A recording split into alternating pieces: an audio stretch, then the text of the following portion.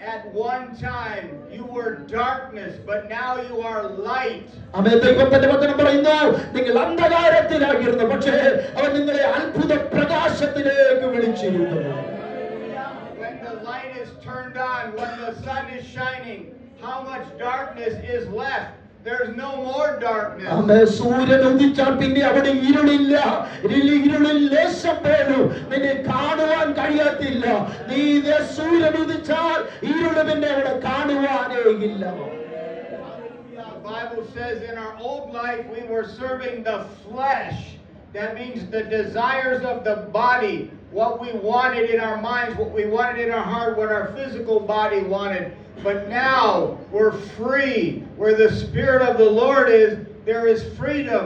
Now we're serving the Holy Spirit. We're not serving the old man, the flesh. പഴയ മനുഷ്യൻ എന്ന് പറയുന്നത് അവന് സ്വന്തമായിരിക്കുന്ന ചിന്താഗതികളും അവന്റേതാകുന്ന മോഹങ്ങൾക്കനുസരിച്ച് അതിനനുസരിച്ച് ജീവിച്ചുവെങ്കിൽ അവൻ പുതുമനുഷ്യൻ നിന്റെ അകത്ത് വരുമ്പോ, പരിശുദ്ധാത്മാവ് അകത്ത് വരുമ്പോ നിന്റെ ഹിതത്തിനല്ല പിന്നെ നിന്റെ ജീവിതം നടക്കുന്നത്. പരിശുദ്ധാത്മാവിന്റെ ഹിതപ്രകാരമായിരിക്കണം നിന്റെ മുന്നോട്ടുള്ള ജീവിതമെന്ന് ഇന്ന് രാത്രി നീ തിരിച്ചറിയേണ്ടത് ആവശ്യമാണ്. That is what Paul says, I am crucified. He's talking about the desires of his flesh. It's crucified.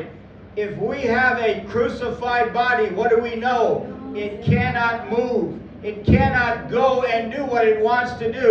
The Bible says if you're dead, you cannot sin anymore. A dead man cannot sin. Amen.